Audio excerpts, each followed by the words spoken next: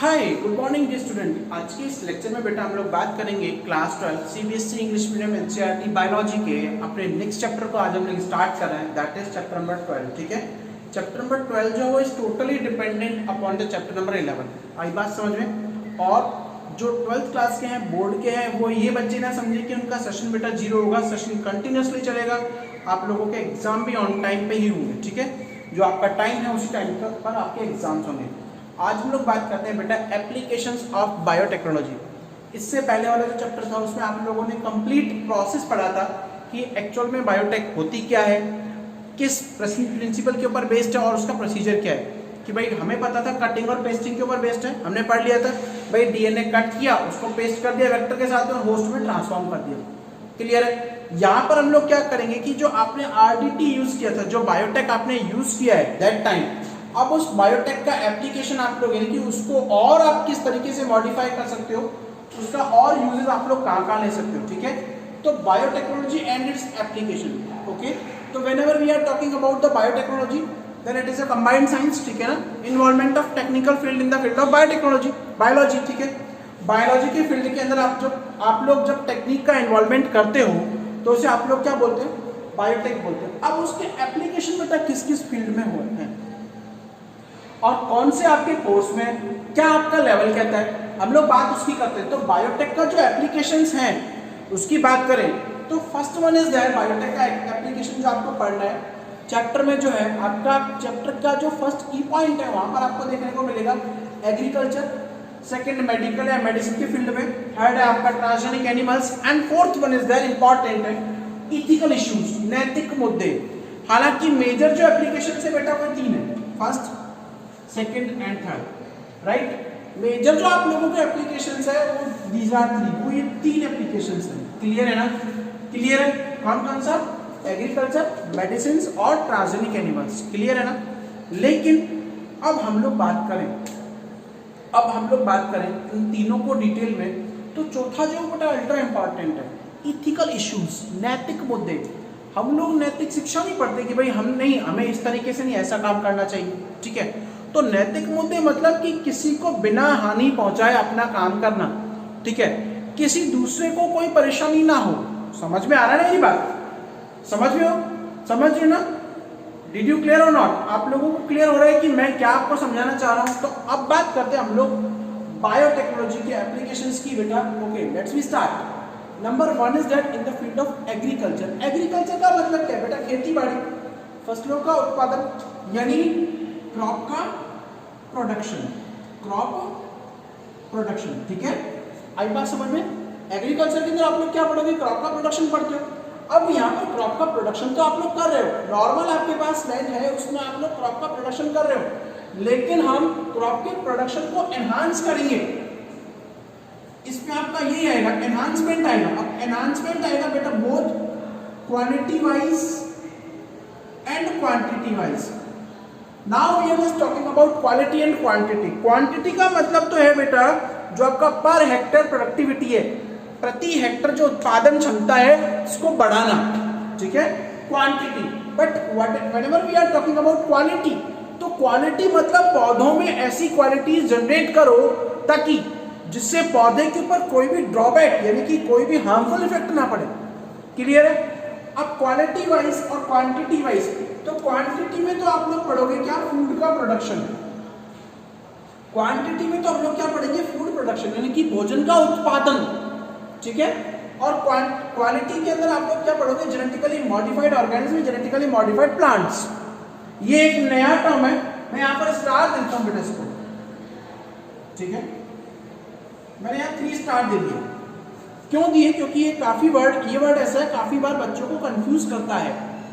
आई बात समझ में? अब पढ़ेंगे बेटा धीरे से, ध्यान से, चाहे कोई दिक्कत नहीं, लेक्चर लंबा होता है, लेकिन अगर फर्स्ट लेक्चर जो है बेटा समझ में आया दैट मीन्स आगे का chapter it is quite easy, बहुत इजी हो जाएगा।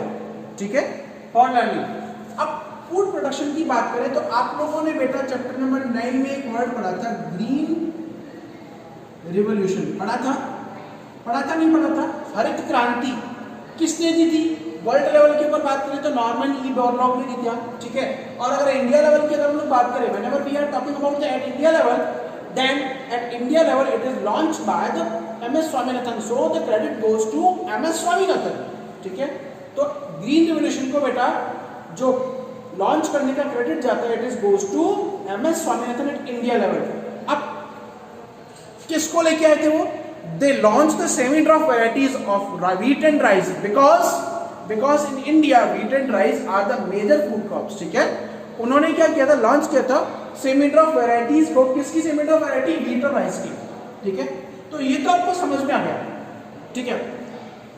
लेकिन अब हम फूड प्रोडक्शन के लिए नॉर्मली कौन कौन सी प्रैक्टिसेस यूज करते हैं, कौन कौन से प्रोसेस यूज करते हैं, कौन कौन से मेथड्स यूज करते हैं, that is number 1 is that agrochemical based agriculture. जो आप लोग यानी कि जो इंडिया में बेटा 93% लोग अभी भी कर रहे हैं और सबसे पुराना मेथड है, ठीक है।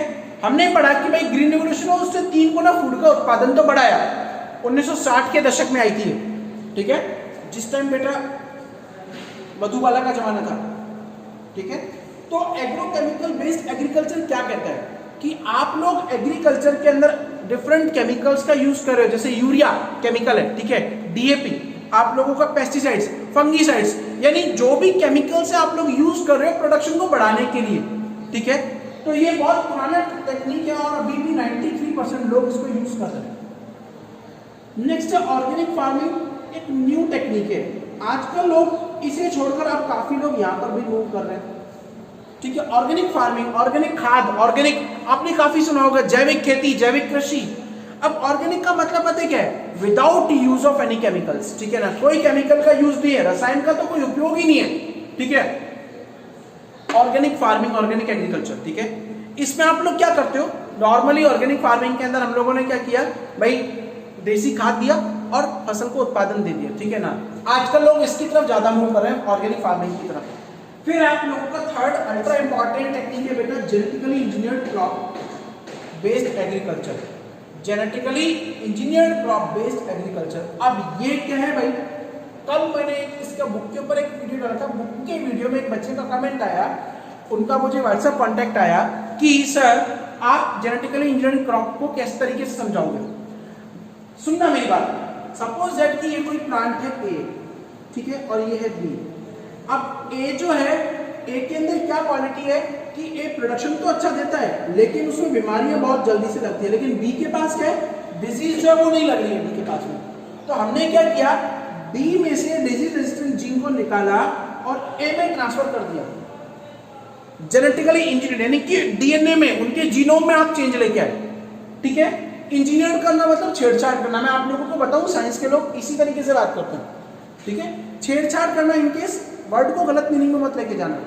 यानी हम लोग क्या कर रहे हैं कि नॉर्मली उसके अंदर चेंजेस लेके आ रहे हैं, उसका जो DNA का जो सीक्वेंस है उस सीक्वेंस में चेंज लेके आ रहे हैं ताकि आपकी जो क्रॉप है वो मॉडिफाइड हो सके, ठीक है।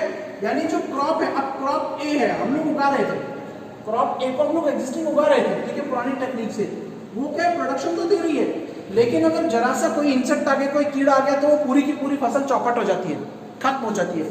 और B के पास क्या है भाई, उत्पादन नहीं दे रही है लेकिन इतनी खतरनाक है कि उन कीड़ों से लड़ सकती है। तो हमने क्या किया, B में से जीन निकाला और A में ट्रांसफर कर दिया, जेनेटिकली इंजीनियर कर दिया, मतलब अल्ट्रेशन कर दिया, चेंजेस लेके आए, ठीक है, क्लियर है। तो जेनेटिकली इंजीनियर्ड क्रॉप, अब जो A और B के कॉम्बिनेशन से माना कोई नई प्रजाति बनी C, तो A के पास तो आया, A का कैरेक्टर है प्रोडक्शन हाई देती है और डिजीज रेजिस्टेंट है। तो अब ये C जो है ये क्या करेगी, जेनेटिकली इंजीनियर्ड फूड क्रॉप, ठीक है। तो आप लोग इस मेथड का यूज करके क्या करते हो कि जेनेटिकली इंजीनियर्ड फूड क्रॉप्स को हम लोग इम्प्लांट करते हैं, उनको यूज करते हैं। तो ये आपका जो लेक्चर है बेटा, आपके कंप्लीट 12th क्लास के आप लोगों के सब्जेक्ट के टॉपिक के इंट्रोडक्शन के बारे में, क्योंकि चैप्टर में हम लोगों को यही पढ़ना है और एग्जाम आपके ऑन टाइम होंगे, ठीक है। सेकंड वन इज दैट, अगर हम लोग बात करें एग्रीकल्चर के फील्ड के अंदर बायोटेक का एप्लीकेशंस क्या क्या है, तो second one is that genetically modified organism. अब same as it is organism that are made due to alteration in the genomic sequence, ठीक है। अब वो जीव जो उनके जीनोमिक सीक्वेंस में अल्टरेशन लाकर, चेंजेस लाकर बनाए गए, उन्हें आप लोग क्या बोलते हो, जेनेटिकली इंजीनियरिंग या जेनेटिकली मॉडिफाइड ऑर्गेनिज्म। बात करें, थोड़ा सा समझे, सुनिएगा मेरी बात ध्यान से आप लोग। देखिएगा बेटा, अब मैं आप लोगों को एग्जांपल देके बताता हूं, ठीक है। सपोज दैट कि ये कोई ऑर्गेनिज्म का डीएनए है, ठीक है, ओके। अब हम लोगों को क्या करना है कि इस डीएनए में से आपका जो ये पार्ट है, इतना जो मैंने रेड शो किया हुआ है, ये क्या है आपका डिजायर्ड जीन। डिजायर्ड जीन मतलब दैट वी वांट, जिसे आप लोग चाह रहे हैं, ठीक है, यानी जिसे आप लोगों को इंट्रोड्यूस कराना है, आप लोगों को ट्रांसफॉर्म करना है, गॉट इट। तो हम क्या करेंगे, डिजायर्ड डीएनए को निकाल देंगे with the process of restriction enzyme digestion, ठीक है। हमने क्या किया, रिस्ट्रिक्शन एंजाइम से कट कराया, कट करने के बाद जो आपका डिजायर्ड जीन है वो जीन क्या निकल कर आया, बाहर निकल कर आया, ठीक है। और डिजायर्ड जीन को आप लोग क्या कर रहे हो, ट्रांसफॉर्म कर रहे हो, ट्रांसफॉर्म कर रहे हो किसमें, वेक्टर में। आपने वेक्टर में उसको ट्रांसप्लांट किया, वेक्टर के साथ जोड़ा, ठीक है, और जोड़ने के बाद आपने क्या किया, उसको होस्ट में ट्रांसफर कर दिया। तो अब जो नया जीव बनेगा, जो नया ऑर्गेनिज्म बनेगा, that is genetically modified. Genetically मतलब उनके जीन्स में आप अल्टरेशंस लेके आ रहे हो, उनके जीन्स में आप क्या लेके आ रहे हो बेटा, अल्टरेशंस लेके आ रहे हो, चेंजेस लेके आ रहे हो, ठीक है। अब जेनेटिकली मॉडिफाइड ऑर्गेनिज्म बेटा आपको इसमें पढ़ना है, उसमें आपको कौन कौन सा पढ़ना है, इंसेक्ट रेजिस्टेंट प्लांट। आपको बेटा मैं एक बहुत यूनिवर्सल ट्रुथ बताता हूं कि आपकी जो क्रॉप प्लांट है, आपका जो क्रॉप प्लांट है, उस क्रॉप प्लांट के प्रोडक्शन को 90% जो आपको लॉस देता है वो इंसेक्ट देते हैं। यानी फसल पककर तैयार हुई और कीड़े मकोड़ों ने आक्रमण कर दिया और फसल क्या हो गई, चौपट हो गई, खराब हो गई, ठीक है। तो अब मेजर सोर्स है बेटा, और हमें पता है इंसेक्ट जो है वो सबसे लार्जेस्ट ग्रुप ऑर्थोपोडा में आता है। भाई इंसेक्ट का ग्रुप कौन सा है, ऑर्थोपोडा। ऑर्थोपोडा इंसेक्ट का ग्रुप है। अब इंसेक्ट क्या है, इस लार्जेस्ट ग्रुप में आते हैं, ठीक है ना, और फसलों के ऊपर आक्रमण करते हैं। तो इस चीज से बचाने के लिए, फसलों से बचाने के लिए हमें रेजिस्टेंसी क्रिएट करनी होती है फसलों के अंदर, प्लांट के अंदर। अब रेजिस्टेंसी का मीनिंग पता है क्या होता है, आप लोग प्लांट के अंदर रेजिस्टेंसी क्रिएट करोगे, दैट मीन्स क्या करोगे, किस तरीके से करोगे वो सुनना। वही जीन लाकर जीन चेंज होगा, आरटीटी का प्रोसेस लगेगा। लेकिन अब हम सुनना मेरी बात, भाई कीड़े मकोड़ों को मारने के लिए आप लोग इंसेक्टिसाइड्स यूज करते हो, हम लोग यूज करते हैं इंसेक्टिसाइड्स। अब आपके दिमाग में बात आ रही होगी कि सर हम लोग कीड़े मकोड़ों को मारने के लिए इंसेक्टिसाइड यूज कर रहे हैं, ठीक है, तो हमें इतना लंबा प्रोसेस में जाने की क्या रिक्वायरमेंट है, भाई रेजिस्टेंट प्लांट बनाने की रिक्वायरमेंट क्या है बेटा। एक हद तक तो इंसेक्टिसाइड्स जो वो सही होते हैं, ठीक है, एक हद तक तो इंसेक्टिसाइड सही होते हैं, लेकिन जब ओवर यूज आता है, ठीक है ना, उनको आप लोग ओवर यूज कर रहे हो, तो वो क्या करते हैं बेटा, आपकी जो सॉइल है, सॉइल के अंदर आप जाकर एक्यूमुलेट होने स्टार्ट हो जाते हैं, जमने लग जाते हैं, और इससे जो सॉइल की फर्टिलिटी है, यानी एक्सेसिव यूज जो है इसका कॉज करता है क्या, एक्यूमुलेशन। और एक्यूमुलेशन किस में होता है, सॉइल में होता है। और सॉइल में एक्यूमुलेट होने के बाद में क्या कर रहे हैं ये लोग, सॉइल में एक्यूमुलेट होने के बाद क्या कर रहे हैं ये लोग डायरेक्टली क्या करते हैं कि आपकी सॉइल की फर्टिलिटी को इंक्रीज और डिक्रीज कर देते हैं, ठीक है। सॉइल की फर्टिलिटी को क्या कर देते हैं बेटा, डिक्रीज कर देते हैं। आई बात समझ में, आई बात समझ में, डिड यू क्लियर और नॉट, कि ये क्या किया, आपने एक्सेस अमाउंट में यूज किया और यूज करने के बाद ये सॉइल की फर्टिलिटी को क्या कर दिया इन्होंने, डिक्रीज कर दिया। Got it, got it. So that's why we need the insect resistant plant. अब इस प्रॉब्लम्स को ओवरकम करने के लिए, क्यों, क्योंकि बेटा ये केमिकल है, एनवायरनमेंट में एक्यूमुलेट होंगे और आपका एनवायरनमेंट को पॉल्यूट करेंगे। इस प्रॉब्लम को ओवरकम करने के लिए आप लोग इंसेक्ट रेजिस्टेंट प्लांट को रीजनरेट करते हो। क्लियर है। सेकंड है पेस्ट रेजिस्टेंट प्लांट। अब what are the major difference between insect and pest. बेटा पेस्ट जो होते हैं आपके वायरसेस, बैक्टीरिया, यानी जो किसी होस्ट की बॉडी में रह रहे हैं। इंसेक्ट तो क्या है, इन्फेक्शन फैलाए और चले गए, लेकिन ये पेस्ट क्या है, ये परसिस्ट करते हैं, रिमेन रहते हैं किसमें, होस्ट की बॉडी के अंदर। कोई आई बात समझ में।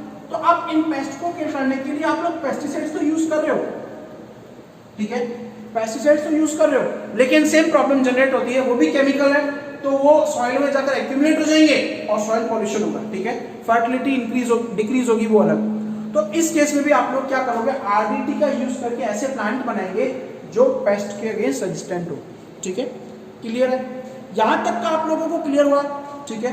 अब बात करते हैं आपका next topic, that is in the field of medicine. बेटा मैं थोड़ा सा रब कर देता हूं क्योंकि आप लोगों को यहाँ पे मेरे पास स्पेस नहीं है, तो आपको अच्छे से समझ में नहीं आएगा, ठीक है। एग्रीकल्चर वाला पूरा का पूरा हम लोगों का क्लियर हो चुका है। अब हम लोग आगे बढ़ेंगे मेडिसिन की तरफ, यानी दवाइयों के क्षेत्र में, मेडिसिन के क्षेत्र में आपका बायोटेक का एप्लीकेशन क्या क्या है, आप लोगों को पढ़ना क्या क्या है। अगर एक बार चैप्टर समझ में आया देन हम लोग इजीली क्लियर कर सकते हैं, ठीक है। अब सुनिएगा क्या पढ़ना है, किस तरीके से पढ़ना है, आई बात समझ में? ओके। अब मेडिकल फील्ड की बात करें तो सबसे पहला टॉपिक आता है it is ultra important, that is genetically engineered insulin, ठीक है भाई। इंसुलिन क्या है? एक हार्मोन है। इंसुलिन क्या है? हार्मोन है, जिसे आप लोग डाइजेस्टिव हार्मोन भी बोलते हो, ठीक है, जो हमारे डाइजेस्टिव ग्लैंड्स के थ्रू निकलता है। किससे निकलता है बेटा? पैंक्रियास से। हमें पता है, हम लोग 11वीं क्लास में पढ़ चुके हैं, पैंक्रियास से निकलता है, ठीक है। पैंक्रियास में कितनी सेल होती है? अल्फा, बीटा और डेल्टा, ठीक है। तो बीटा ग्रुप के लैंगरहैंस, ये हम लोग पढ़ चुके हैं, बीटा ग्रुप की लैंगरहैंस ग्रुप ऑफ सेल्स से निकलता है, ठीक है। अब ये इंसुलिन निकला, आई बात समझ में? इंसुलिन क्या कर रहा है बेटा? आपके ब्लड में ग्लूकोज का जो लेवल है उसको क्या कर रहा है? ग्लूकोज के लेवल को मेंटेन करता है बेटा, और डायबिटिक कंडीशंस को जनरेट नहीं होने देता। हम लोगों ने इतना पढ़ रखा है, लेकिन अब सर ये तो हमें पढ़ रखा है, आप क्यों बार बार बता रहे हो, ठीक है। जेनेटिकली इंजीनियर्ड इंसुलिन का मीनिंग है क्या, वो सुनिएगा। मतलब काफी बार क्या है, हमारा पैंक्रियास जो, अगर पैंक्रियास डैमेज हो जाए, भाई पैंक्रियास डैमेज हो गया, एक्सीडेंट वगैरह हो गया, पैंक्रियास पे चोट लग गई, इंसुलिन नहीं प्रोडक्ट कर रहा है, प्रोड्यूस नहीं कर रहा है, ठीक है, पहली बात। सेकंड थिंग इज दैट कि पैंक्रियास के डैमेज होने के साथ साथ एक और कंडीशन आ जाती है कि अपना काम करना बंद कर दे, या तो उसको चोट लग जाए, अदरवाइज वो अपना काम करना बंद कर दे। तो उस केस में क्या होगा? We need the genetic engineered insulin, ठीक है। इस पे क्या करते हो आप लोग? आर्टिफिशियली हम लोग इंसुलिन का प्रोडक्शन करते हैं, ठीक है। स्टार्टिंग में किससे बनाया गया था बेटा? स्टार्टिंग में बेटा ये पैंक्रियास को यूज करके बनाया गया था। किस किस के पैंक्रियास थे? Dead cow and slaughtered pig, यानी मरे हुए जीवों के से बनाया गया। लेकिन पता है क्या था? उसमें कंटामिनेशन बहुत ज्यादा है। ह्यूमंस में जब अप्लाई किया गया तो ह्यूमंस में उसने एलर्जिक सिम्टम्स शो किए, एलर्जी शो किया। तो उस केस में क्या हुआ कि अब हमें पता है हार्मोन्स क्या होते हैं बेटा? प्रोटीन होते हैं। तो प्रोटीन के लिए पॉलीपेप्टाइड चेन को आर्टिफिशियली तैयार किया गया, ठीक है, और उससे आप लोगों का जेनेटिकली इंजीनियर्ड इंसुलिन बनाया गया। मार्केट में बेटा किस नाम से बिकता है ये? ह्यूम्यूलिन। मार्केट में किस नाम से बिकता है ये? ह्यूम्यूलिन, ठीक है। तो हम लोगों को इसमें जेनेटिकली इंजीनियर्ड इंसुलिन के बारे में पढ़ना है, ये तो ठीक है, एक साइड मैटर था, ह्यूम्यूलिन के बारे में पढ़ना है। ओके, नेक्स्ट आता है gene therapy. It is another ultra important, और मैं इसको 5 स्टार देता हूँ। काफी बार अल्टरनेट ईयर्स में, एक साल छोड़कर एक साल बोर्ड आप ये पेपर में क्वेश्चन देता ही देता है। डायरेक्ट क्वेश्चन आता है। जीन थेरेपी का मतलब पता है क्या है? थेरेपी को आप लोग बोलते हो चिकित्सा, यानी replacement of damaged gene from healthy one, यानी जो डैमेज जीन है उस डैमेज जीन को आप लोग रिप्लेस कर रहे हो। किससे? हेल्दी जीन से रिप्लेस कर रहे हो, ठीक है। डैमेज जीन को आप लोग किससे रिप्लेस कर रहे हो? हेल्दी जीन से रिप्लेस कर रहे हो, ठीक है। ओके, जीन थेरेपी बेटा काफी डिजीज है, आप लोगों को इसमें पढ़ना है क्या? एडीए डेफिशिएंसी मोस्ट इंपॉर्टेंट है, एडिनोसिन, ये लास्ट ईयर मतलब 2019 के क्वेश्चन पेपर में आया था, एडिनोसिन डीएमिनेज एंजाइम, ठीक है। इसकी डेफिशिएंसी के बारे में आप लोगों को पढ़ना है, क्लियर है। फिर आता है आपका मॉलिक्यूलर डायग्नोसिस, यानी ये तो डायरेक्ट हम लोगों ने ट्रीटमेंट के बारे में पढ़ा। डायग्नोसिस का मतलब होता है कि आप लोगों की बीमारी के बारे में पहचान करना, बीमारी के बारे में जानना, मॉलिक्यूलर डायग्नोसिस, राइट। अब इसमें आपको अलग अलग टेक्निक पढ़नी है। PCR, polymerase chain reaction, ELISA stand for enzyme, ELISA की फुल फॉर्म बेटा enzyme linked immunosorbent assay, ठीक है। मॉलिक्यूलर डायग्नोसिस टेक्निक में एलाइजा, जो कि एचआईवी एड्स के वायरस की प्रेजेंस को डिटेक्ट करने के लिए काम में आता है। आपका आरडीटी प्रोसेस है, इसमें आपके पास एक रिया भी आएगा बेटा, कुछ मत होना, कोई लड़की का नाम नहीं है, ठीक है। रिया, रेडियो इम्यूनो एसे, रिया की फुल फॉर्म होती है बेटा रेडियो इम्यूनो एसे। यहाँ पर आपका थोड़ा सा इम्यूनोलॉजी भी आएगा, एंटीजन एंटीबॉडी इंटरेक्शंस दोबारा से बताएंगे हम आपको, क्लियर है। देन आते हैं आप लोगों के पास ट्रांसजेनिक एनिमल्स, यानी वो एनिमल जो जीन ट्रांसफर के थ्रू बनाए गए हैं, वो एनिमल जो किसके थ्रू बनाए गए बेटा, जीन ट्रांसफर के थ्रू बनाए गए हैं। आई बात समझ में? वो एनिमल्स जो जीन ट्रांसफर के थ्रू क्या किए गए बेटा, बनाए गए हैं। ठीक है, यहाँ पर आप लोगों को रोजी काऊ के बारे में पढ़ना है। एक गाय आएगी बेटा रोजी, ठीक है, रोजी काऊ आएगी जिसकी जो मिल्क है उसमें ह्यूमन प्रोटीन अल्फा लैक्टालबुमिन के बारे में आप लोगों को पढ़ना है।